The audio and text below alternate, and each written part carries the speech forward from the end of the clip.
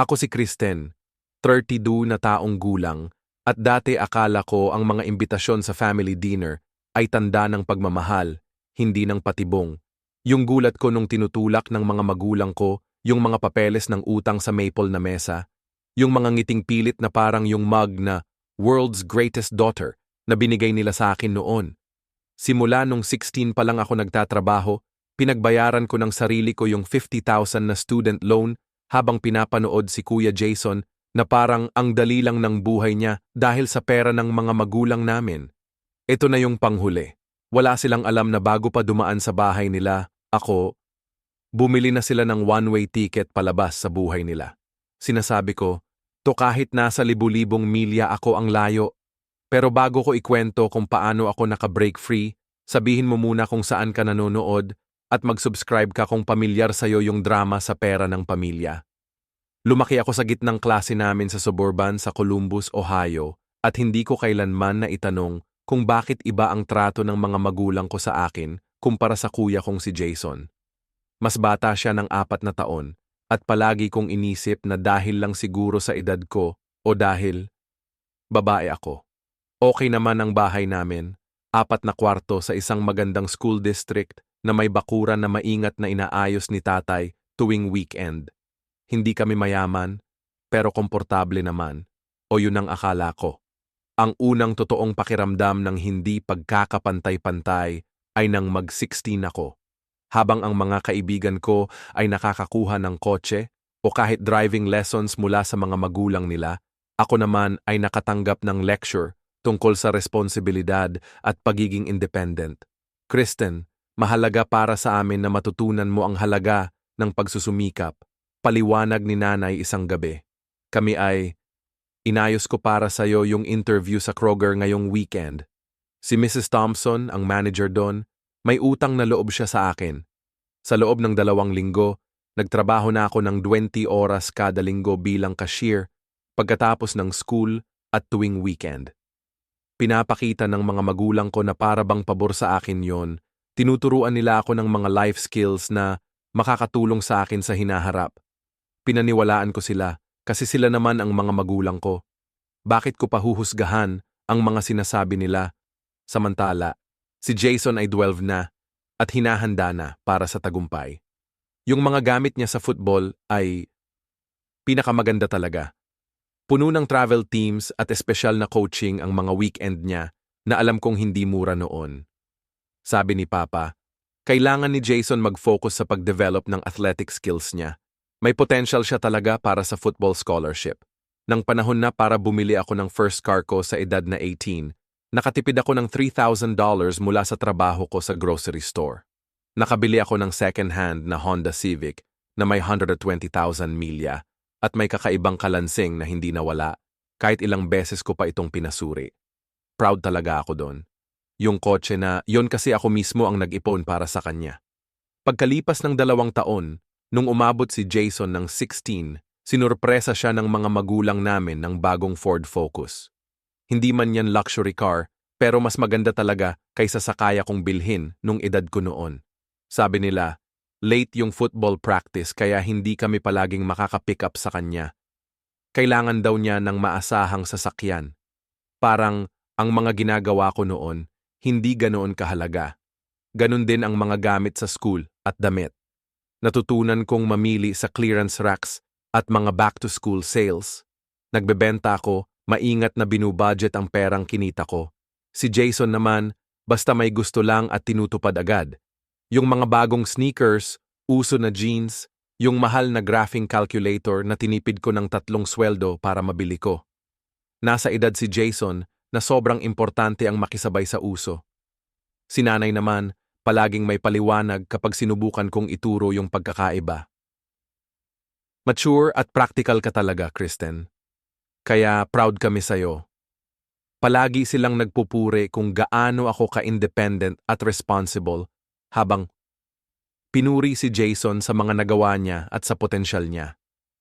Hindi ko noon naisip na dahil doon, ako yung naging responsable kasi wala na akong ibang pagpipilian. Nung 3rd year ako sa high school, nadinig ko yung usapan na dapat sana naging warning na. Kumukuha ako ng tubig sa kusina nang marinig ko yung usapan ng mga magulang ko tungkol sa pera sa sala. Dapat sapat na yung pera para sa buong tuition ni Jason pag-graduate siya, lalo na kung makakakuha siya ng kahit anong athletic scholarship para makatulong, sabi ni Papa. Sabi niya, "Kumusta naman ang pondo ni Kristen?" Tanong ni Mama. Nagkaroon ng saglit na katahimikan bago sumagot si Papa. "Alam mo, palagi namang plano namin na mas limitado lang yung pondo para sa kanya.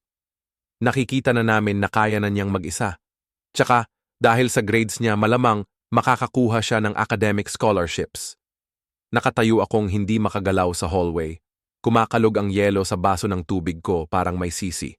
Palagi nilang sinasabi na may college fund kami pareho, pero hindi lang kung paano ito hinati. Umuwi ako sa kwarto nang hindi nila alam. Narinig ko. Pero may nagbago sa akin nung gabing yon. Pagdating ng senior year at panahon na para mag-apply sa kolehiyo, todo na ako sa pag-a-apply ng scholarship. Nag-apply ako sa 23 scholarships. Sunod-sunod ang pagsusulat ng essay hanggang madaling araw pagkatapos ng homework at trabaho.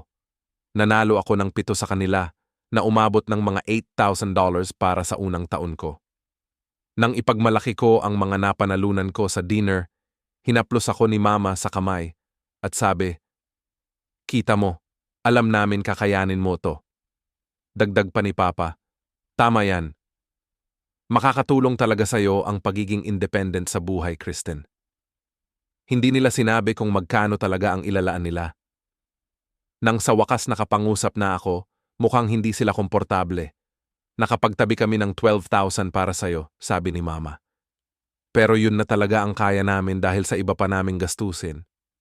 Kasama sa mga yon ang pagkakaroon ng tapos na basement na may home theater system na na-install noong parehong buwan para may magandang lugar si Jason at mga kaibigan niya kung saan sila pwedeng mag-hangout. Tapos na. Dapat sana sa graduation ko sa high school ang moment ko para magningning. Ako ang valedictorian na nagbigay ng speech na pinaghandaan ko ng ilang linggo. Nasa audience ang mga magulang ko, pumapalakpak sa tamang oras, kumuha ng mga obligadong litrato, pero naputol ang dinner celebration kasi may football scrimmage si Jason na ayaw nilang mamiss. "Gets mo naman, di ba, anak?" Tanong ni Mama, na hindi naman talaga naghihintay ng sagot. Baka nandun ang coach mula sa Central State na nanonood. Malaking oportunidad yan para kay Jason. Tumango ako at nanonood ako habang nagmamadaling umalis sila. Iniwan ako na may kalahating pirasong cake ng selebrasyon at ang tseke na parang sinabing pwede kong gamitin mula sa perang graduation ko. Habang naghahanda akong umalis, papuntang State University, gamit ang partial scholarship ko, at alam na ang mga loan na kukunin ay sasagot sa kulang na kontribusyon ng mga magulang ko at ipon ko, hindi ba pwede pa rin akong maniwala na natututo lang talaga ako ng mahahalagang aral sa buhay? Na balang araw, babayaran lahat ng responsibilidad na ito at makikilala rin nila ang mga achievements ko, na pareho ng sigla na ipinakita nila sa mga kumpletong pasa at touchdown runs ni Jason. Ako mismo ang nag-empake ng luma kong Honda, niyakap ko ang mga magulang ko sa driveway habang binabati nila ako ng good luck at nagmaneho papunta sa inaakala kong bagong simula. Hindi ko alam na lalo lang lalalim ang mga pattern na nabuo noong bata pa ako habang tumatanda kami. Pagpasok ko sa campus nung unang araw, ramdam ko ang biglang pakiramdam ng kalayaan at posibilidad na nagpapabilis ng tibok ng puso ko. Maliit lang ang dorm room ko, pero akin talaga. O halos kalahati lang kasi kami nakikishare sa isang... May roommate akong si Alicia na taga-kanlurang bahagi ng estado. Sa unang pagkakataon sa buhay ko, ako mismo ang nagdedesisyon ng walang iniisip na expectations ng pamilya ko. Pwede akong magpuyat kung gusto kong kumain ng ice cream sa almusal o gumugol ng buong linggo sa pagbabasa ng mga nobela imbes na magtrabaho. Tumatagal lang yang pangarap na yon ng eksaktong 2 linggo hanggang dumating ang paalala para sa unang bayad sa matrikula. Kahit may mga scholarship ako at may tulong mula sa mga magulang ko, kailangan ko pa ring magbayad ng halos $6,000 kada semestre, dagdag na mga libro pa, mga gamit at pang-araw-araw na gastusin. Tinulungan ako ng opisina ng tulong pinansyal na makakuha ng student loan. Pero agad kong na-realize na kailangan talaga akong magtrabaho kung gusto kong kumain ng hindi lang ramen noodles or magkaroon ng social life. Nakahanap ako ng trabaho sa bookstore ng universidad na binigyan ako ng 20 oras kada linggo. Nang hindi pa rin sapat, nagdagdag pa ako ng 20 oras sa isang coffee shop malapit sa campus. Karaniwan, nagsisimula ang araw ko ng 5:30 ng umaga para sa opening shift sa coffee shop, tapos klase, tapos gabi shift sa bookstore, pagkatapos, ginagawa ko ang homework hanggang hindi na talaga makapikit ang mata ko. Habang ang roommate ko at mga kaibigan ko sa floor ay pumupunta sa mga party at football games, sumasali sa mga club, at gumagawa ng mga alaala, ako naman ay sinusukat ang buhay ko sa bawat 50 na minuto. Sinisigurong max ang bawat sandali para mapanatili ang grades ko habang kumikita ng sapat para makaraos. Hindi ko kayang mawala ang academic scholarship ko, kaya kadalasan ang tulog ang isinasakripisyo ko. Tumatawag ang mga magulang ko minsan sa isang linggo, kadalasan tuwing linggo ng gabi. Palaging ganito ang takbo ng usapan. Kumusta ang mga klase mo? Tatanungin ako ni mama, okay ka lang ba? Sasagot ako, oo, ayos lang, pagod na pagod para magpaliwanag. Tama ba ang kinakain mo? Ang sunod na tanong. Kasunod nito, inaalagaan mo ba ang pera mo? Hindi nila kailanman tinanong kung masaya ako o kung may mga kaibigan ako o kung ang college ba ay tulad ng inaasam ko. Hindi rin nila kailanman tinanong kung may kailangan ako. Yung ilang beses na bumisita sila sa campus, napuna nila lahat ng bagay. Ang apartment ko daw ay nasa delikadong lugar, kahit na karaniwang tirahan lang iyon ng mga estudyante. Yung mga gamit ko. Mura na yata galing sa ukay-ukay, pero wala silang inaalok na solusyon.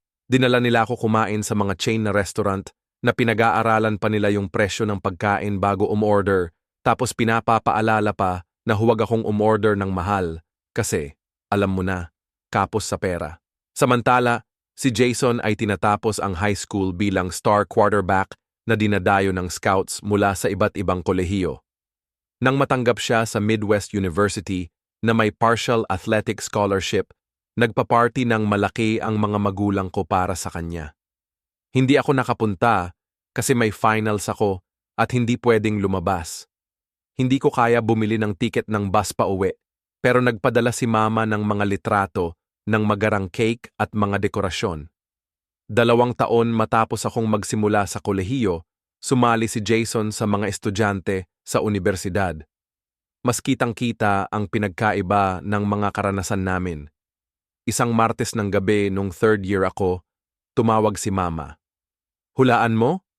Kakabalik lang namin sa pag-aayos ng apartment ni Jason, sabi niya, halatang excited. Akala ko kasi dormitoryo siya titirhan. Sagot ko sa isip, binibilang kung magkano ang apartment malapit sa Midwest University ay nagkakahalaga ng ganoon. Well, plano niya nga, pero alam mo naman kung gaano kahalaga ang tulog niya para sa performance at talagang kailangan niya ng sariling space para makapag-focus sa football at pag-aaral. Nakahanap kami ng cute na 1-bedroom na apartment, mga 10 minuto lang mula sa campus. Nag-cosign kami ng papa mo sa lease.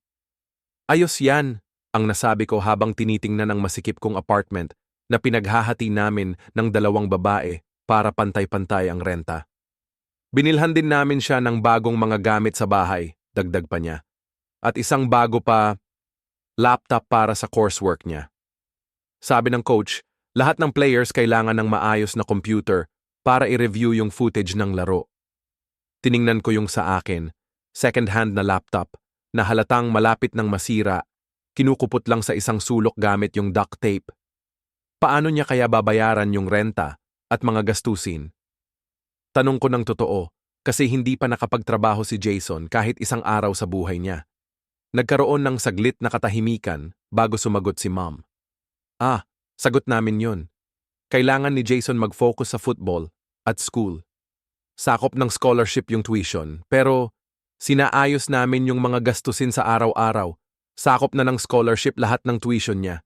Hindi ko maiwasang humingi ng tulong sa karamihan nito.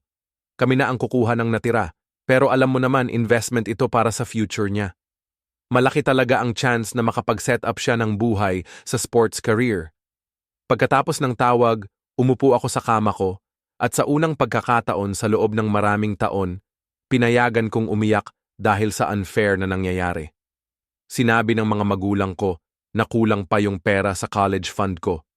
Pero sa somehow, may sapat naman para sa mga gamit ni Jason sa apartment, laptop, at iba pa. Natitirang bayad sa tuition niya. Yung gabing iyon ang naging punto ng pagbabago sa paningin ko sa dynamics ng pamilya namin. Hindi kasi naituturo lang sa akin ang responsibilidad habang siya naman ay pinapalambing. Ang totoo, mas pinahahalagahan siya, mas pinapuhunan, at mas pinaniniwalaan siya. Masakit pero nakakapagpalaya ang realization na iyon. Huminto na akong umaasa ng pantay na trato at nakatuon na lang sa sariling daan para sa sarili kong kinabukasan. Habang tumatagal sa kolehiyo, tumataas din ang utang ko sa student loan. Kahit nagtatrabaho ako ng 30 oras sa isang linggo at nagpapanatili ng full dahil sa dami ng kurso, kinailangan kong kumuha ng dagdag na loan para matustusan ang tumataas na tuition at pang-araw-araw na gastusin. Nang papalapit na ang graduation, umabot na sa $50,000 ang utang ko sa student loan. Ang huling semestre ko ay punong-puno ng pag-a-apply ng trabaho, mga interview, at mga final exam. Determinado talaga akong makakuha ng trabaho bago magtapos kasi alam kong wala akong financial na sandigan. Nang makatanggap ako ng offer mula sa isang marketing firm sa Chicago 2 linggo bago ang graduation, sobrang ginhawa ang naramdaman ko. Hindi man kahanga-hanga ang starting salary, pero ayos na yon. Napasok na ako at may kasama pang health insurance. Dumating ang araw ng graduation na may nakakagulat na panahon, maaraw at mainit pagkatapos ng isang linggo ng tag-ulan sa Tagsibol. Napanatili ko ang 388 GPA ko. Sa kabila ng trabaho ko, nagtapos ako ng may karangalan. Dumalo ang mga magulang ko sa seremonya, dumating bago magsimula at umalis agad para makabalik sa laro ng spring football ni Jason. Proud na proud kami sa iyo, sabi ni Papa habang niyayakap niya ako saglit.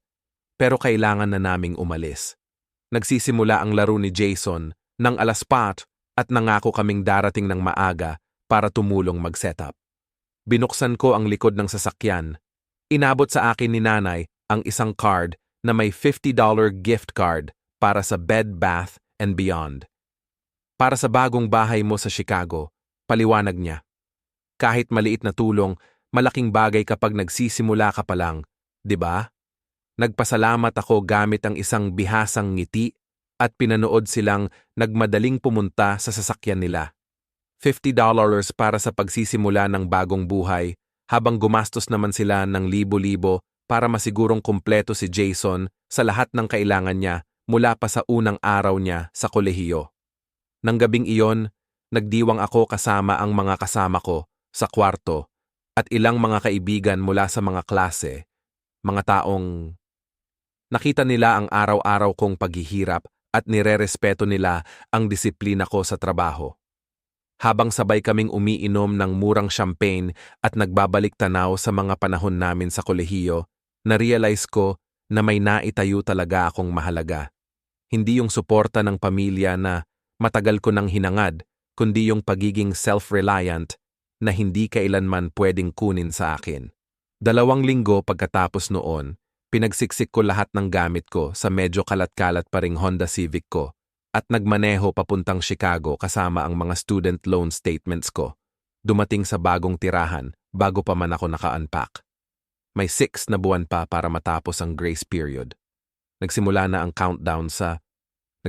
akong magbayad. Ang unang apartment ko sa Chicago ay isang studio sa North Side na pwedeng tawaging cozy, pero mas tama siguro na sabihing maliit at mahal. Pero akin to, binayaran ko gamit ang sariling sahod at ito ang unang totoong space na akin lang. Pinuno ko to ng mga second-hand na gamit, mga mura kong nahanap sa Facebook Marketplace at ilang mga pambili mula sa discount stores. Ang entry-level na trabaho ko sa Marshall Marketing ay may sweldo na $42,000 kada taon na parang malaki kapag narinig ko. Pero nagulat ako nang kalkulahin ko kung magkano lang pala ang matatanggap ko after tax. Pagkatapos kaltasin yung buwis, health insurance, at kontribusyon para sa retirement. Pagkatapos ng 6-month na grace period ko sa student loan, mawawala yung $600 sa buwanang budget ko para sa loan payments. Gumawa ako ng spreadsheet para subaybayan lahat ng gastusin. Renta, kuryente, groceries, pamasahe, student loans, at konting ipon para sa emergency. Halos wala nang natitira para sa libangan, bagong damit, o paminsan-minsang pagkain sa labas. Nagbaon ako ng baon araw-araw, naghahanap ng mga libreng event sa syudad para sa libangan, at natutong maggupit ng sarili kong buhok. Gupit ko galing sa mga tutorial sa YouTube. 3 buwan na sa bagong buhay ko, tumawag si Mama para pag-usapan ang plano sa Thanksgiving. Siyempre, aasa kami na uuwi ka para sa holiday. Sabi niya, parang ayos na talaga yon. Darating si Lola at Lolo, pati si Tita Susan at Tito Rob, buong pamilya nandun. Hindi ako sigurado kung makakauwi ako, maingat kong sagot.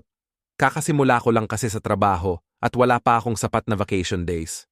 Medyo totoo yon. 2 personal days lang ang meron ako.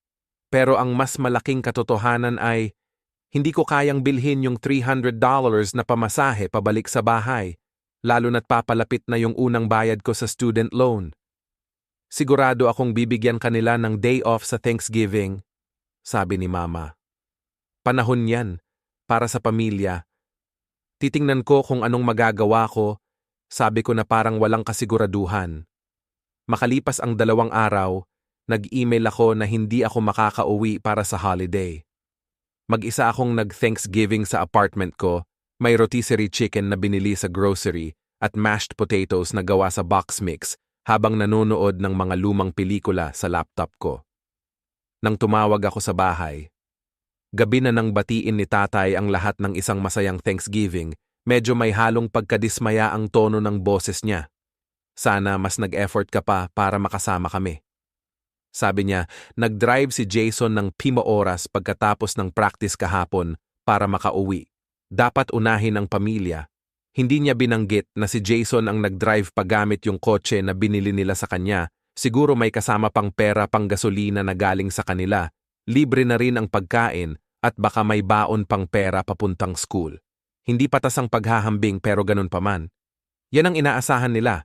Nung may family call kami nung Pasko na hindi ko rin napuntahan dahil sa trabaho, nilagay ako ni Nanay sa speakerphone para makapagbati lahat. Sabi niya sa lahat na naririnig, sobrang sipag daw ni Kristen sa Chicago. Ang independent niya ngayon. Tapos si Tito Rob, may sinabi na akala niya nakakatulong pala. Sabi niya, kung pumili ka lang ng mas magandang career, hindi ka sana nahihirapan ng ganito. Marami namang business majors ngayon. Wala namang sumagot o nagdepensa sa akin. Mga pagpipilian, narinig ko si Jason na tumawa sa likuran bago niya binago ang usapan sa panibagong panalo ng kanyang football team. Habang tumatagal ang unang taon ko sa Chicago, lalo ring tumatag ang determinasyon ko na makalaya agad sa utang. Lahat ng bonus o maliit na taas sahod, diretso agad sa bayad ng loan na lagpas pa sa minimum. Nag-freelance ako ng graphic design tuwing weekend, tinuruan ang sarili ng bagong skills sa software gamit ang mga libro sa library, at walang tigil ang trabaho sa mga libreng industry events. Noong Mayo, nagtapos si Jason sa kolehiyo. Ako naman, hindi ako nakapunta sa graduation niya dahil may trabaho akong hindi na ma-reschedule. Sa totoo lang, nag-volunteer ako sa weekend shift kasi alam kong hindi ko matiis na makita ang mga magulang namin na sobrang proud at binibigay sa kanya ang mga regalo habang ang graduation ko naman ay parang maliit na bahagi lang ng kasaysayan ng pamilya. Binigyan namin si Jason ng kotse bilang regalo sa graduation niya. Sabi ni Mama, nang casual lang sa weekly na tawag namin, hindi naman magarbo, bagong Mazda lang para mapalitan yung Ford niya. Kailangan niya ng something reliable para sa mga job interview. Pinigilan ko ang sarili ko na, napansin ko na lahat ng job interview ko, ako ang nagmaneho gamit yung 10 taong gulang kong Honda na may higit 180,000 milya na. Pero sa halip, binati ko si Jason sa graduation niya at bagong kotse. 3 buwan pagkatapos noon, in-announce ni Jason na mag-engage na siya kay Megan, yung girlfriend niya sa college. Agad na nagsimula ang mga magulang ko magplano ng malaking engagement party at pinag-uusapan na rin kung anong maitutulong nila sa kasal. Lagi raw silang nag-iipon para sa kasal namin ng kapatid ko, sabi ni Mama nung nagulat ako sa kanilang pagbibigay ng pera. Tradisyon kasi na tumulong ang mga magulang sa gastusin sa kasal. Hindi ko ito alam kasi lahat ng ibang tradisyong may kinalaman sa pera ay parang hindi dumaan sa akin. Yung kasal ni Jason nung summer na yon, sobrang grand sa isang country club at may 200 bisita. Bilang nag-iisang kapatid niya, inaasahan akong maging bridesmaid na may mga gastos na halos hindi ko kayanin. Yung damit lang, nagkakahalaga ng $300, hindi pa kasama yung pagpapaganda o pag-aayos. Tapos may contribution pa sa bridal shower, gastos sa bachelorette party at regalo sa kasal.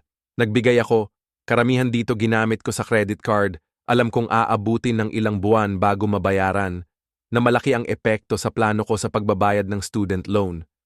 Habang nasa reception, narinig ko si tatay na kausap yung tito ko malapit sa bar. Sabi niya, tinutulungan namin sila sa down payment ng bahay bilang regalo sa kasal nila. Proud siya. Naipasok namin sila sa bagong subdivision sa east side ng bayan. Sabi niya, maliit na bagay lang ito para matulungan silang magsimula ng buhay nila ng magkasama, di ba? Lumabas ako papunta sa banyo at umupo sa cubicle, huminga ng malalim para makahinga ng maayos. Pinipigil ko ang pagluha. Ang pinakamaliit na kaya nilang gawin para kay Jason at sa bagong asawa niya ay sobra na sa ginawa nila para sa akin. Bumalik ako sa reception na may pilit ng ngiti, sumayaw kapag inaasahan at umalis agad pagdating ng tamang oras. Pagbalik sa Chicago, ibinuhos ko ang sarili ko sa trabaho na may bagong sigla. Ang mga performance review ko ay napakaganda at binibigyan na ako ng mas mahahalagang accounts para hawakan. Si Laura, ang supervisor ko, naging parang mentor ko na dahil na-recognize niya ang sipag at detalye ng trabaho ko. Sa panahong iyon, nakilala ko si Steven, isang architect na nakatira sa building namin. Unti-unti ang naging relasyon namin. Nagsimula sa coffee dates, tapos naging dinner dates, hanggang sa weekend trips namin sa malapit na Michigan. Mabait siya at ambisyoso, malapit siya sa pamilya niya na parehong nakaakit at nakakalito sa akin. Bakit di mo kailanman pinag-uusapan ng pamilya mo? Tanong niya isang gabi. 6 na buwan na kami. Binigay ko yung usual kong malabong sagot tungkol sa paglaki ko sa Ohio at may nakababatang kapatid. Pero naramdaman ni Steven na may iba pa. Natatensyon ka, sabi niya. Tuwing pag-uusapan ang pamilya, sabi niya. Tapos palagi kang may dahilan para hindi umuwi tuwing holiday. Anong nangyari dyan? Kinagabi, sinabi ko sa kanya lahat. Yung hindi patas na trato, yung pasaning pinansyal na ako lang ang humahawak, yung palaging pabor kay Jason. Nakikinig si Steven nang hindi ako pinuputol, mukha niyang lalong nag-aalala. Hindi normal yan, Kristen, sabi niya sa huli. Hindi dapat ganun ang mga pamilya na may pabor-paboran. Siguro naman napapalaki ko lang, sabi ko bigla na parang takot na ako na parang di tapat kahit matagal na yung mga ebidensya. Hindi naman, sabi niya sa akin. At yan ang dahilan kung bakit sobrang tigas mo sa sarili mo at bakit ayaw mong tumanggap ng tulong kahit kanino. Nagpatuloy pa ang relasyon namin ng 1 taon, pero sa huli, sobra na yung hirap ng pera ko.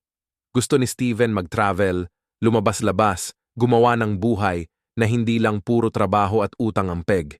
Hindi ko kaya makasabay sa lifestyle niya nang hindi napapabayaan yung sarili ko. Ang mga financial goals ko at ayaw kong maging dependent sa suporta niya. Naghiwalay kami ng maayos, pero ang pagkawala niya nag-iwan ng puwang sa maayos kong buhay. 5 taon pagkatapos ng graduation, naabot ko ang isang malaking milestone. Nabayaran ko na ang kalahati ng student loans ko dahil sa disiplina sa buhay at bawat dagdag na sentimo ay napunta sa principal. Nagdiwang ako mag-isa sa apartment ko gamit ang medyo mahal na bote ng alak kaysa dati habang tinitingnan ang loan statement na nagpapakita ng $25,000 na lang ang natira mula sa $50,000. Kinabukasan, tumawag sa akin ang supervisor ko. Magbubukas daw ang kumpanya ng bagong opisina sa Atlanta at inirerekomenda niya ako para sa senior marketing position doon. Malaki ang itataas ng sweldo, mas malaki ang responsibilidad at bagong simula sa ibang lungsod. Nang matapos ang tawag, ramdam ko yung saya at pag-asa na matagal ko nang hindi naramdaman mula pa noong mga unang araw ko sa kolehiyo.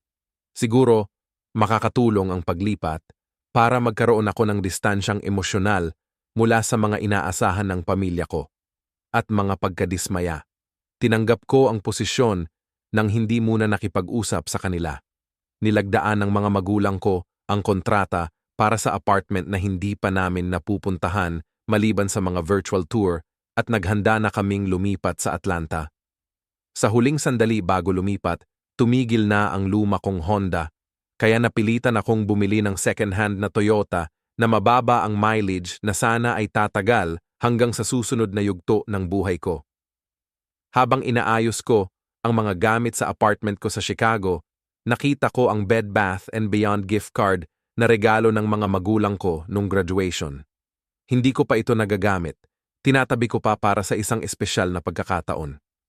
Isang inisip na panghinaharap na emergency. Yung $50 na binigay ng mga magulang ko para sa buhay ko bilang adult ay naiwan lang sa isang drawer. Parang simbolo ng minimal nilang suporta sa tagumpay ko. Tinanggap ako ng Atlanta nang may mainit na hangin at nakakagulat na dami ng mga halaman. Mas maganda ang bagong apartment ko kumpara sa studio ko sa Chicago.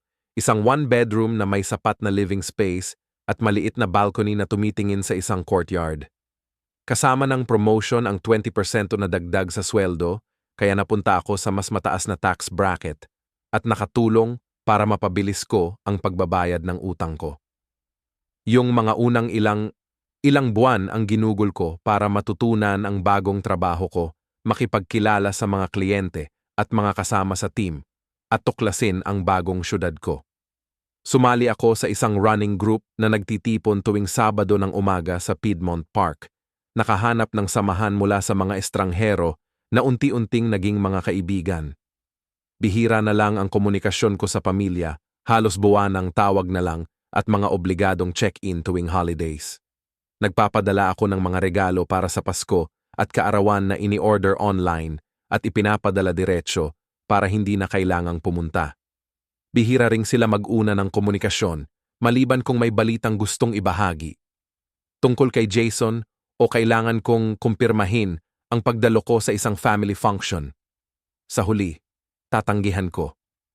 Nag-aanunsyo si nanay sa isang tawag na umaapaw ang saya ng boses. Inaantay nila ni Megan ang baby. Tatay ka na, sabi niya.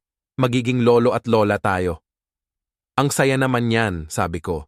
Totoong natuwa ako para sa kapatid ko, kahit medyo komplikado ang relasyon namin. Kailan siya due? July, sagot niya. Kaya sa gitna ng tag-init. Plano na namin tumulong sa pag-convert ng home office nila para sa nursery. Sabi ni tatay na mag-leave siya ng 1 linggo sa trabaho para magpinta at mag-assemble ng mga gamit sa bahay. Naalala ko nung ako yung nagpinta ng sarili kong apartment sa Chicago. Mag-isa. Tapos nagbuo ng mga murang muebles gamit yung mga instructions na para bang nasa ibang lengguwahe. Pero inalis ko na lang yung alaala. Ang bait mo naman, ang sabi ko na lang. Oo nga. Ganyan talaga sa pamilya, sagot ni nanay na walang halong biro. Suportado namin ang isa't isa. Ipinanganak si Tyler James noong Hulyo 10, isang malusog na batang lalaki na may timbang na 8 libra, may baba ni Jason at mga mata ni Megan. Base sa dami ng mga litrato na dumagsa sa phone ko, nagpadala ako ng mamahaling regalo para sa baby at isang handwritten card na nangangakong makikita ko si pamangkin agad pag nagkaroon ako ng oras sa trabaho. Agad naging masunuring mga lolo't lola ang mga magulang ko. Lahat ng usapan nila ngayon ay tungkol na lang kay Tyler, sa mga cute niyang ginagawa at kung gaano siya kahusay para sa edad niya. Tuwing weekend, dinadala nila si Tyler sa bahay ni na Jason at Megan para mag-babysit, para makapag-date ang bagong mga magulang. Dala pa nila yung mga komplikadong pagkain. Nagbibigay lang ng regalo at kinukuhanan ng litrato ang bawat sandali na ipinapadala nila sa family group chat. 8 na buwan pagkatapos ipanganak si Tyler, nakatanggap ako ng tense na tawag mula kay mama. Nawalan daw ng trabaho si Jason. Diretso agad ang sabi niya, downsized yung buong departamento niya sa kumpanya. Nag-aalala sila kung makakabayad ba sila ng mortgage, lalo na ngayon na may baby na. Ang hirap nun, sabi ko, taos-puso ang pakikiramay. Yung pagkawala ng trabaho, takot ko rin yun na palaging nakaabang sa isip ko. May mga ina-applyan na ba siya? Naghahanap siya, pero hindi maganda ang takbo ng trabaho ngayon. Tinutulungan muna sila ni tatay mo. Kami yung nagbabayad ng mortgage nila ilang buwan hanggang makahanap siya ng trabaho. Mabilis akong nagkwenta sa isip. Ang bahay nila, Jason at Megan, nasa mayayamang lugar, kaya malamang nasa $2,000 kada buwan ang mortgage nila. Kaswal lang na tinutulungan ito ng mga magulang ko pansamantala, habang ako lang ang nag-aasikaso ng $50,000 na utang sa school. Ang bait nyo talaga, sabi ko, sabi ng maingat. Ganyan talaga ang mga magulang, sagot ni nanay. Hindi natin pwedeng hayaang mawalan sila ng bahay, lalo na kay Tyler. Kailangan magsama-sama ang pamilya kapag mahirap ang panahon. Gusto ko sanang itanong kung saan na ang pagkakaisa ng pamilya na tunong paulit-ulit akong kumakain ng ramen para lang makabayad ng renta habang nagtatrabaho sa 2 trabaho at nag-aaral ng full load. Gusto kong ipunto na nag-isa akong hinarap ang mga pagsubok habang si Jason naman ay inaalagaan at hindi gaanong apektado sa mga pagsubok ng buhay. Sa halip, hiniling ko na lang kay Jason na good luck sa paghahanap niya ng trabaho at nilipat ko ang usapan. Kahit na may mga problema sa pamilya ko, o baka dahil doon, patuloy ang pag-usbong ng career ko. Binigay ko ng todo ang sarili ko sa mga proyekto, nag-volunteer sa mga challenging na tasks, at nakilala ako bilang taong kaya hawakan ang mga mahihirap na kliyente at sobrang deadline. Dumating ang annual review ko na may dagdag na sweldo at may maliit na team na mga junior marketers na pinamumunuan ko. Nang pangunahan ko ang isang campaign na nakakuha ng malaking national client na doble ang revenue projections ng opisina namin sa Atlanta, tinawagan ko sinabi ko sa mga magulang ko ang balita, bigla akong nagkaroon ng pag-asa na baka sa wakas ay ipagmalaki nila ang mga achievements ko. Ayos yan, mahal, sagot ni mama na parang distracted. Teka ha, tatawagan kita ulit? Nasa swim lesson ni Tyler kami tapos papasok na siya sa pool. Ayokong mamiss to. Sabi ko, sige, pero halatang nawawala ang excitement sa boses ko. Hindi na siya tumawag ulit. 3 buwan pagkatapos, nabayaran ko na ang huling hulog ng student loan ko. 8 taon mula nang magtapos, matapos ang libu-libong oras ng trabaho lampas sa sweldo ko. Matapos isakripisyo ang bakasyon, komportabling buhay, at mga relasyon, sa wakas ay wala na akong utang sa pag-aaral. Nag-iisa akong umupo sa apartment ko ng gabing yon, nakabukas sa laptop ko ang confirmation email mula sa loan server. Wala akong kasama para magdiwang, wala ring totoong nakakaintindi kung gaano kalaki ang nilakbay kong bundok ng mag-isa. Binuksan ko ang bote ng champagne na tinipid ko para sa espesyal na okasyon. Nagpur ako ng isang baso at nag-toast sa sarili ko sa salamin. Ikaw to, sabi ko sa reflection ko. Mag-isa ka lang. Kinabukasan, may email na dumating mula sa tatay ko na may subject na Urgent Family Matter. Sa body lang, hinihingi na tumawag agad sa bahay. Bigla akong kinabahan, inisip na may sakit o nasaktan. Tumawag ako habang lunch break ko, tumatakbo ang isip ko sa mga worst case scenario. Tatay, anong nangyayari? Ayos ba lahat? Ayos naman ang lahat, sabi niya. Pero kailangan nating mag-usap bilang pamilya at mas maganda kung personal. Kaya mo bang umuwi sa susunod na weekend? Anong usapan ito? Ayaw talaga akong mag-commit sa biyahe papuntang ibang probinsya kung wala pang sapat na impormasyon. Tungkol ito kay Jason at sa pamilya niya. May mga pinagdadaanan sila at kailangan nating pag-usapan kung paano tayo makakatulong bilang isang pamilya. Yung paraan ng pagsabi niya, nagdulot ng kaba sa utak ko.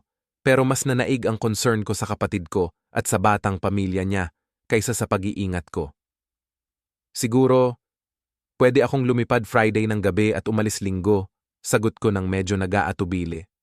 Pero hindi ako pwedeng manatili ng mas matagal. Sobrang busy kasi sa trabaho ngayon. Sige. Perfect, sabi ni tatay, halatang na-relieve. Magda-dinner tayo ng pamilya sa Sabado ng gabi. Masaya si nanay na pupunta ka. Pagkatapos ng tawag, naupo ako sa mesa ko na may pakiramdam na hindi komportable.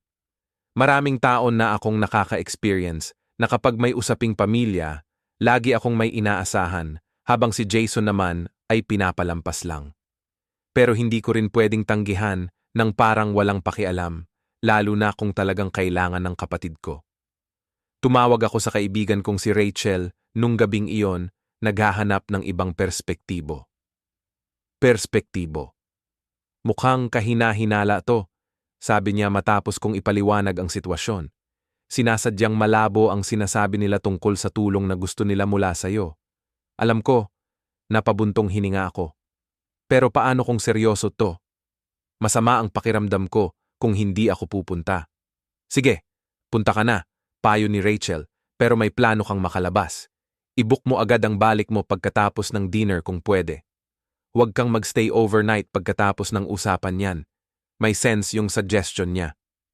Binago ko ang original kong booking sa isang pagdating ng Sabado ng umaga tapos red-eye flight agad pagkatapos ng hapunan ng Sabado ng gabi.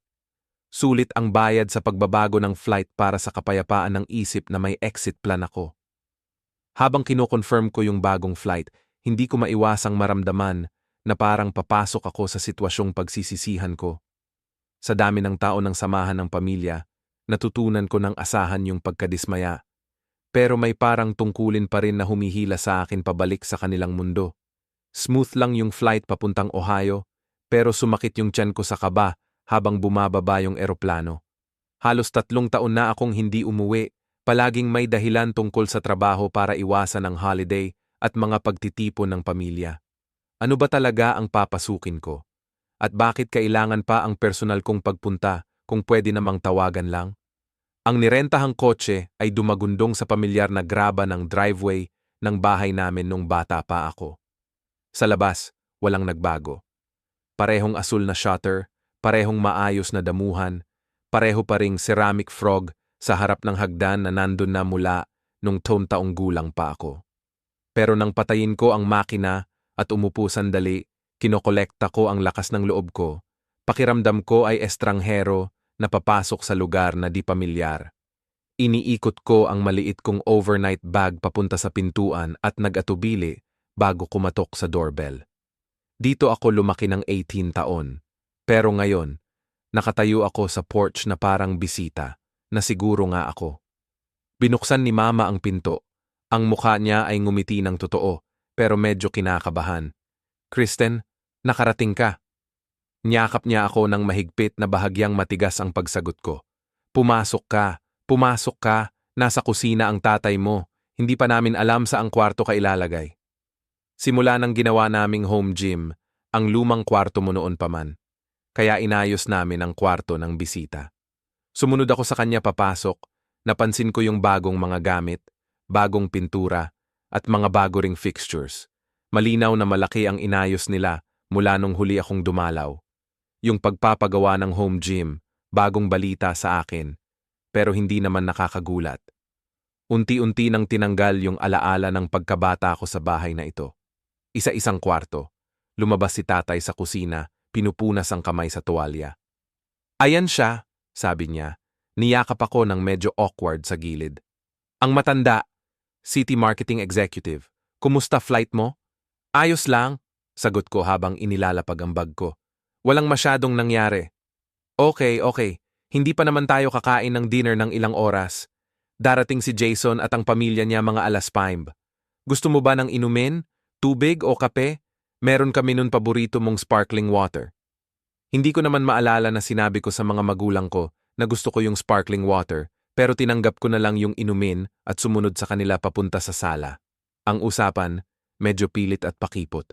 Napag-usapan namin ang panahon sa Atlanta, yung mga bagong tanim sa bakuran ng mga magulang ko, at yung bagong bangka ng kapitbahay. Wala naman kahit sino ang nabanggit yung importanteng bagay tungkol sa pamilya na dahilan kung bakit ako nandito. Eksaktong 5:00, bumukas yung pintuan ng hindi ko makatok. Tapos, narinig ko si Jason na sumigaw, "Dumating na kami." Lumabas si kuya sa pintuan ng sala. Halos ganun pa rin siya sa pagkakakilala ko. Siguro medyo manipis na ang buhok at medyo lumaki ang tiyan. Kasama niya si Megan na may hawak na si Tyler, na ngayon ay isang toddler na may kulot na buhok. Mga mata na puno ng kuryosidad. Tila totoong nagulat si Kristen Jason. Hindi ko alam na darating ka. Ang saya ng sorpresa. Pinatunayan ng reaksyon niya na tama ang hinala ko, na iba-iba ang pagkakapaliwanag sa mga dumalo tungkol sa agarang pulong pamilya na ito. Lumapit si Megan na may ngiting puno ng init. Ang saya kita! Ang tagal na natin hindi nagkita at hindi mo pa nakikilala si Tyler. Tumayo ako at binati sila, sabay gawa ng mga angkop na papuri kung gaano kalaki na si Tyler at kung gaano siya kamukha namin. Ang maliit na bata. Tumingin siya sa akin na parang pagod na pagod na. Tinago ang mukha sa balikat ni nanay nung sinubukan kong bumati. Nahihiya lang siya sa mga bagong tao, paliwanag ni Megan na medyo humhingi ng paumanhin. Magpapalapit siya habang kumakain tayo.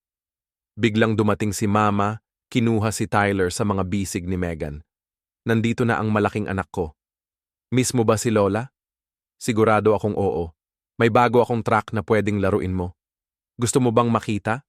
Pinapalo na ni Papa si Jason sa likod, hinihila papunta sa kusina. Tingnan mo ang bagong grill. Kakakuha lang namin. Buwan na to at sobrang astig, 6 na burner at may side smoker pa. Paulit-ulit lang yung eksena habang nakatayo akong parang nabibingi sa sala. Walang magulang ang nag-iisip na isali ako sa usapan nila. Si Megan naman, ang bait at nahihiya pa nga habang nakikisabay sa akin habang nawawala yung iba. Palagi silang ganito pag bumibisita kami, mahina ang boses niya. Minsan sobra na nga, pero mabubuti naman sila. Tumango ako, hindi makapagsalita ng mas malalim pa. Naghain na ang hapunan ng 6:00. Sobrang dami ng pagkain na paborito ni Jason. Pot roast na may carrots at patatas. Dinner rolls mula sa panaderya na gusto niya noong bata pa siya. Green bean casserole na may pritong sibuyas sa ibabaw. Napansin ko na wala kahit isa sa mga putahe na paborito ko nung bata pa ako. Walang stuffed peppers, walang pasta primavera, wala sa mga gulay na lagi kong gusto. Ang usapan puro tungkol kay Tyler, mga milestones niya, sa paghahanap ni Jason ng trabaho, at tungkol sa mga magulang ko. Plano namin dalhin ang pamilya sa Disney World sa susunod na spring. Dapat sumama ka rin, Kristen, sabi ni Mama na parang bigla lang naalala na nandyan ako. Kung makakawala ka sa trabaho sa isla, alam naming sobrang busy ka. Salamat sa imbitasyon, sagot ko ng hindi masyadong sigurado. Kailangan ko munang tingnan ang schedule ko pag may mga petsa na kayo. Hindi na mapakali si Tyler habang kumakain kami, nagreklamo at tumangging kumain ng higit sa ilang kagat ng mashed potatoes. Parang may ready na sa maliit na pahinga, sabi ni Megan habang tumatayo. Isusugod ko siya sa itaas para maglaro sandali.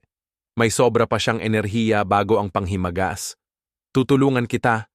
Agad na alok ni nanay, tumatayo na. Pagkawala nila ni Tyler sa kwarto, napansin agad ang pagbabago sa hangin. Umalingon si tatay, nilinaw ang lalamunan, at nagpalitan ng matalinghagang tingin kay Jason, na bigla na lang naging abala sa pag-aayos ng pagkain sa plato niya. Nagsimula ng seryosohin ni tatay ang usapan, gamit ang formal na tono niya sa mga mahalagang diskusyon. Ngayon na may pagkakataon tayo, gusto naming kausapin kita tungkol sa usaping pamilya na nabanggit ko. Nakikinig ako, sabi ko, inilapag ang tinidor at tumingin sa pagitan nila. Alam mo naman, matagal na si Jason walang trabaho, dagdag ni tatay. Nagkaroon siya ng mga promising na interview, pero wala pa talagang nag-workout. Kailangan talaga ng panahon para sa tamang pagkakataon. Tumango si Jason ng seryoso. Mahirap ang market ngayon. Sobrang competitive. Samantala, nagpatuloy si tatay. Nakakaraos naman sila dahil sa tulong namin at part-time na trabaho ni Megan, pero nahihirapan na sila. Mga desisyon tungkol sa kinabukasan ni Tyler. Bumalik si nanay noon, halatang wala si Megan, at umupo siya. Kinuha niya ang isang folder mula sa ilalim ng isang pinggan na parang matagal nang nakatago doon. Ang talino talaga ni Tyler, sabi ni nanay, na tuloy-tuloy ang kwento. Sabi ng teacher niya sa preschool, mas maaga siya sa edad niya lalo na sa pagsasalita at sa pag-solve ng mga problema. Ang galing naman, sabi ko nang maingat. May isang magandang private school, sabi pa niya, binuksan ang folder at tinulak ang mga makintab na brochure papunta sa akin. The Franklin Academy ito. Mula preschool hanggang grade 12, kaya tuloy-tuloy ang edukasyon niya. Ang programa nila sa early childhood ay talagang kakaiba. Tiningnan ko yung mga brochure na may mga ngiting bata na iba-iba ang lahi, naka-uniforme, mga modernong pasilidad, at mga nakakabilib na stats tungkol sa pagpasok sa kolehiyo. Wala namang nakalagay na tuition fees sa mga promo materials. Mukhang okay naman, sabi ko. Medyo nag-aalinlangan pa rin. Naiintindihan ko ang papel ko sa usapan na ito. Yumuko si Dad, nakasandal ang mga siko niya sa mesa. Ang problema kasi, sa trabaho ni Jason, hindi nila kayang mag-qualify para sa tuition loan sa ngayon. At gusto ni na Megan at Jason na doon magsimula si Tyler ngayong fall para magkaroon siya ng pinakamagandang pundasyon. Kumalat sa dibdib ko ang lamig nang luminaw ang layunin ng pagkikita namin. 38,000 ang tuition kada taon, sabi ni Mom, habang inislide ang isa pang papel. Mesa. Hindi brochure ngayon, kundi mga papeles para sa loan. Kami na sana ang magbayad, pero dahil malapit na akong mag-retire at nakaschedule na ang pagpapalit ng tuhod ng tatay mo, hindi na talaga namin kayang magdagdag ng utang. Ano ba talaga ang hinihingi nyo? Sabi ko kahit alam ko na ang sagot. Kailangan naming ikaw ang co-signer sa loan, sabi ni Jason. Siya lang ang nagsalita sa unang pagkakataon. Pansamantala lang hanggang makabangon ako at makahanap ng bagong trabaho. Ang ganda na ng credit mo ngayon at wala ka ng student loans. Tinitigan ko siya. Nagtataka ako kung paano niya nalaman yung status ng bayad ko sa loan kahit hindi ko naman sinabi sa pamilya namin. Binabantayan namin yang mga ganon, sabi ni Papa habang binabasa yung itsura ko. Proud kami sa pagiging responsible mo. Hanggang sa ayusin ni Jason yung trabaho niya, dagdag ni Mama agad. Para sa pag-aaral ni Tyler, syempre gusto mo naman yung pinakamabuti para sa pamangkin mo. Wala ka namang anak na paggastusan, sabi ni Jason, na may halong pakiramdam ng karapatan na palaging nandun sa relasyon namin. At ayos naman ang takbo ng career mo. Sobrang importante nito sa amin. Bigla kong naalala yung mga alaala namin. Nag-night shift ako sa grocery habang naglalaro si Jason ng video games. Yung luma kong laptop, tinapyasan para lang mapanatili. Samantalang si Jason nakakuha ng bago kasi kailangan niya sa school. Ako ang nagbayad ng sarili kong college habang siya, lahat ng gastos niya sila ang nag-asikaso. Yung mga dekadang hindi patas na trato na nagturo sa akin na mas mababa ang halaga ko, mas hindi karapat-dapat sa suporta at investment. Pagkatapos ng lahat ng ginawa namin para sa'yo, mahina ang sabi ni Mama, itinulak ang panulat papunta sa akin sa ibabaw ng mesa. Tulong-tulong ang pamilya. Yan ang laging tinuro namin sa inyo mga bata. Biglang may kakaibang kapayapaan na sumagi sa akin, yung tipong malinaw ang lahat. Kailangan kong gumamit ng banyo, sabi ko habang tumatayo. Sandali lang ha. Sa banyo sa hallway, nilak ko ang pinto at sumandal dito habang humihinga ng malalim. Tapos kinuha ko ang phone ko at tiningnan ang flight details. 3 oras pa bago umalis. Sobra pa ang oras. Tiningnan ko ang rideshare app ko. May ilang kotse na pwedeng maabot sa loob ng 10 minutong lakad. Nag-book ako ng isa na darating sa loob ng 15 minuto. Tapos humaplos ako ng tubig sa mukha at tumingin sa salamin. Hindi mo kailangang utangin sa kanila to, bulong ko sa sarili ko. Wala kang utang na loob sa kanila. Bumalik ako sa dining room kung saan 3 mukha ang nakatingin sa akin na may pag-asa. Nasa tabi pa rin ang ballpen kung saan iniwan ni Mama, katabi ng mga papeles ng utang para sa halagang lagpas pa sa taunang sahod ko nung nagtapos ako sa kolehiyo. Kailangan ko munang pag-isipan ito, sabi ko. Sabi ng maingat. Malaking commitment to. Sabay-sabay bumagsak ang kanilang mga mukha sa pagkadismaya. Ano pa bang iisipin? Tanong ni Jason. Para to kay Tyler. Kailangan ko lang ng konting oras, iginiit ko. Kukunin ko lang yung isang bagay sa kotse ko. Babalik agad ako. Lumabas ako sa pintuan, dala ang bag ko. Iniwan ang overnight bag ko sa loob. Papasok na sa driveway yung rideshare na mas maaga kesa sa inaasahan. Hindi na ako nagdalawang isip, sumakay ako sa likod ng sasakyan. Airport, please, sabi ko sa driver. Hindi na lumingon sa bahay na alam kong malalaman nila na hindi na ako babalik. Ang biyahe papuntang airport ay parang mabilis na pinagdaan lang sa mga suburban na tanawin, tapos highway na. Mga 20 minuto pagkatapos kong umalis, nagsimulang mag-vibrate ang phone ko dahil sa mga text, pero pinatay ko at tumingin na lang sa bintana habang unti-unting nawawala ang tanawin ng Ohio sa likod ko. Ngayon, ramdam ko na parang tuluyan na itong paglayo. Pagdating sa airport, dumaan ako sa security nang mabilis. Hinanap ang gate ko at umupo na nakatalikod. Nakapikit ako sa pader, halatang hinihintay kong susundan ako ng pamilya ko. Pero wala silang ginawa. Yung pagsakay sa eroplano, pag-roll ng eroplano papunta sa runway, at pag-angat nito, lahat ng yun nangyari parang malayo akong isip. Sabay ramdam ko na numb, pero grabe din ang pagka-alert ko sa paligid. Hanggang umabot sa cruising altitude yung eroplano at bumukas yung seatbelt sign na may masayang tunog, dun ko na na-realize talaga yung ginawa ko. Iniwan ko yung pamilya ko, umalis ako nang walang paliwanag kahit nilipad nila ako sa kabila ng bansa para lang sabihan ako ng ambush nila. Mga pinansyal na healing, ang kapal ng kanilang mukha sa mga inaasahan nila ay talagang nakabigla sa akin at napangiti ako ng bahagya habang naaalala ko ang mga mukha nila na siguradong nagulat nang umalis ako. Pinatay ko ng tuluyan ang phone ko habang lumilipad, ayaw kong harapin ang mga problema hanggat hindi pa ako ligtas na nakauwi. Pagod na pagod ako sa reday na biyahe, pero determinado pa rin nang makapasok ako sa pintuan ng apartment ko sa Atlanta nung madaling araw ng linggo. Ang sarili kong tahanan, binili at pinaghirapan.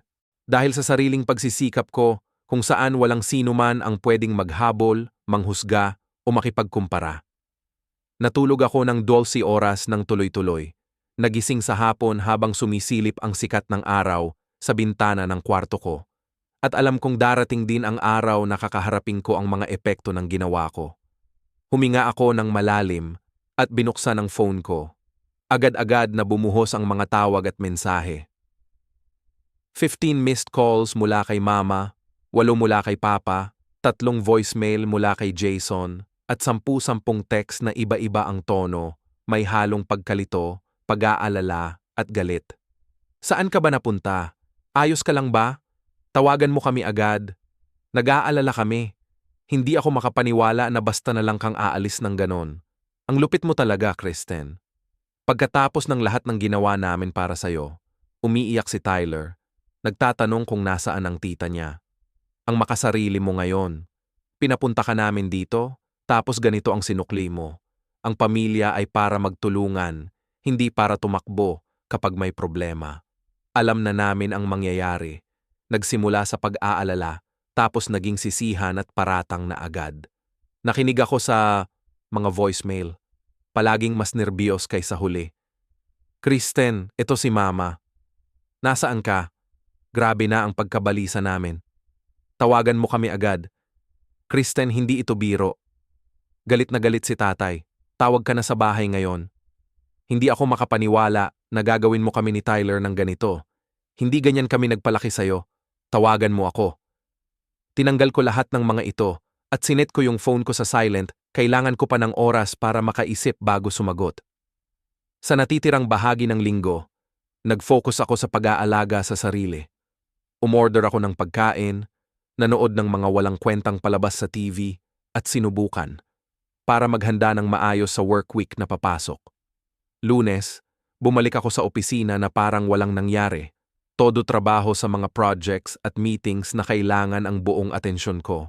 Dami ng notification sa phone ko pero pinabayaang lang lahat. Martes at Miyerkules, ganun pa rin ang takbo ng araw. Pagdating ng Huwebes, nagbago na tono ng mga messages. Mula sa galit naging pagbabanta na. Kung hindi ka tatawag pabalik, tatawagan namin ang pulis sa Atlanta para i-check kung ayos ka lang. Hindi ito katanggap-tanggap na pag-uugali. Ang kapatid mo ay iniisip kong pumunta sa Atlanta para hanapin ka kasi kitang-kita kong hindi ka pa mature para makipag-usap ng maayos. Ito na ba talaga ang gusto mong ipaglaban, Kristen? Yung pagtanggi mong tulungan yung pamangkin mo na makakuha ng magandang edukasyon? Anong klase ng tao ka ba? Kitang-kita yung panlilinlang mo, lalo na ngayon na may distansya na ako. Sa huli, sumagot lang ako ng isang text sa family group chat. Okay lang ako at ligtas. Kailangan ko ng space ngayon. Sana respetuhin nyo yan. Pero lalo lang silang nagalit at dumami pa yung mga mensahe nila tungkol sa obligasyon sa pamilya, respeto sa mga magulang, at kung paano ko sinasaktan ang puso ng nanay ko. Pagkalipas ng isang linggo ng tumitinding emosyonal na giyera, nagdesisyon ako. Pinalitan ko ang number ko sa telepono. Ang katahimikan na sumunod ay kakaiba, pero nakakapagpalaya. Alam kong pwede pa rin nila akong maabot sa email o work contact kung may totoong emergency, pero tuluyan nang naputol ang paulit-ulit na guilt trip at pagmamanipula. 2 linggo matapos ang insidente sa dinner, umupo ako at gumawa ng maingat na email para sa mga magulang ko. Hindi ko, huwag hayaang ang emosyon ang magdikta ng kwento. Sa halip, ipinaliwanag ko ng kalmado ang pananaw ko tungkol sa mga taong hindi patas na trato at mga unfair na inaasahan sa akin. Klaro na tong pattern na, to sa buong buhay ko ang sabi ko. Si Jason ang binibigyan ng suporta at pinansyal na tulong, samantalang ako ay inaasahan na kaya ko nang mag-isa. Kapag nagtagumpay ako kahit walang tulong, binabawasan ang halaga ng achievements ko. Pero kapag si Jason naman, pinagdiriwang. Ngayon, hinihiling mo naman na akuin ko ang malaking pinansyal na risk para sa pag-aaral ng anak niya. Kahit walang isa man sa inyo ang gustong gawin yan para sa akin. Akin to. Hindi ito tungkol kay Tyler, na mahal ko ng sobra kahit isang beses lang namin nagkita. Tungkol ito sa matinding hindi pagkakapantay-pantay sa pananaw mo sa mga anak mo at sa responsibilidad mo sa kanila. Tinapos ko ang email na may hiling na bigyan mo ako ng oras at espasyo para pag-isipan yung relasyon ko sa kanila sa hinaharap, malinaw na hindi ko sinabing tuluyan na akong aalis. Pero kailangan ko lang ng mga hangganan. Sumagot sila agad sa loob ng ilang oras, isang joint email na pinirmahan ng magulang na nagpapatunay sa lahat ng naintindihan ko tungkol sa dynamics ng pamilya natin. Sobrang nasaktan kami sa mga paratang mo, sabi nila. Lagi ka nang naiinggit sa mga achievements ni Jason at sa espesyal na relasyon namin sa kanya. Binigyan ka namin ng lahat ng kailangan mo habang lumalaki ka. Tinuruan ka namin maging independent at responsible na malinaw na nakatulong sa career mo. Kung pipiliin mong tingnan ang pagpapalaki namin bilang paboritismo, sayang problema mo yan na kailangang ayusin. Sana pag-isipan mo ulit ang pagtulong kay Tyler na inosente sa lahat ng ito. Hindi. Isang simpleng pag-amin lang sa mga pagkakaiba na binanggit ko. Wala kahit isang saglit ng pag-iisip o pag-consider na baka hindi patas ang pagtrato sa akin. Palagi lang pagtataboy, pagtanggi, at panibagong pagtatangka na manipulahin ako gamit ang guilt. Hindi ako sumagot. Sa mga sumunod na linggo, nakahanap ako ng hindi inaasahang suporta sa isang online forum para sa mga adult na anak na dumaranas ng mahihirap na relasyon sa pamilya. Sa pagiging anonymous ko, sa pag-share ng kwento ko, dumami ang mga comments mula sa mga taong nakaranas din ng katulad na pagtrato. Marami sa kanila ay eventually nilimitahan o tinigil ang pakikipag-ugnayan sa kanilang mga pamilya para sa kanilang sariling kapakanan. Ang mga kwento nila ang nagpa-feel sa akin na hindi ako nag-iisa, hindi ako sobra ang reaksyon o hindi makatwiran. 3 buwan pagkatapos ng insidente sa dinner, may napansin akong job posting. Naghahanap ang kumpanya ng marketing director para sa kanilang operasyon sa Pacific Northwest na nakabase sa Seattle. Ibig sabihin nito ay lilipat ulit ako, panibagong simula, at mas lalong lalayo sa Ohio. In-update ko ang resume ko at nag-apply nung gabing yon. 2 interview. At isang personal na interview pagkatapos. Inalok ako ng posisyon na may malaking taas ng sahod at relocation package. Tinanggap ko agad, nagpaalam sa trabaho ko sa Atlanta, at sinimulan ang pag-aayos ng buhay ko doon para itayo ulit sa kabilang dulo ng bansa. Hindi ko sinabi sa pamilya ko na lilipat ako. Malaki na ang distansya ng Atlanta at Ohio, pero ang pagitan ng Seattle at Ohio, parang may ibig sabihin talaga. Parang nilalayo ko ang buong kontinente sa pagitan namin, ang proseso ng unti-unting pagkawala. Mabilis lang naman para sa pamilya ko na mawala akong makita. Tinanggal ko lahat ng social media accounts ko. Alam ko kaya nilang gumawa ng bagong private accounts gamit yung mga variation ng pangalan ko. In-update ko rin yung contact info ko sa mga bangko, doktor, at iba pang mga lugar, tapos nilagyan ko ng passwords at security questions na di nila mahuhulaan. Sinabi ko sa HR ng kumpanya ko na huwag magbigay ng kahit anong personal na info sa mga nagsasabing pamilya nila ako kung wala akong malinaw na pahintulot. Lumipas ang 6 na buwan na walang komunikasyon. Nakapag-move on na ako. Pagdating ko sa Seattle, nakahanap ako ng apartment na may tanawin ng mga bundok, nakilala ng mga bagong kaibigan sa trabaho at sa local hiking group, at nakapagtatag ng mga routine na healthy at kaya kong panindigan. Sa unang pagkakataon sa buhay ko, nagsimulang umunlad ako nang hindi tinatabunan ng mga inaasahan ng pamilya ang mga achievements ko. Tapos, nung akala ko ay nakalabas na talaga ako sa toxic na relasyon namin sa pamilya, dumating yung Christmas card sa bagong address ko. Sa harap, may professional na litrato ng mga magulang ko, sina Jason. Sina Megan at Tyler, lahat nakamatching na holiday sweaters at pilit ng ngiti. Sa loob, may printed na update tungkol kay Tyler na nagsimula na sa preschool, hindi yung private academy na napag-alaman ko, at si Jason na nakahanap ng bagong trabaho. Sa ilalim, sa sulat kamay ng nanay ko, may maikling personal na mensahe para sa mga kamag-anak kahit malayo man o malapit. Ang Pasko ay panahon ng pagpapatawad at pagkakasama-sama. Miss na namin kayo at sana makabalik kayo sa amin agad. Love, Mom and Dad. Walang pag-amin ng pagkakamali. Wala ring sorry, parang inaasahan lang na ako. Sa huli, susunod din sila sa bersyon nila ng pagkakaisa ng pamilya. Binalik ko yung card na hindi binuksan, sinulat ko sa sobre, ibalik sa nagpapadala, walang ganitong tao sa address na ito. 1 linggo ang lumipas. Biglang may email na dumating mula kay Megan, hiwalay sa family account. Kristen, alam kong hindi tayo close, pero gusto ko lang makipag-ugnayan. Mas naiintindihan ko kaysa sa akala mo ang mga nangyayari dito. Hindi tama yung nangyari sa dinner na yon.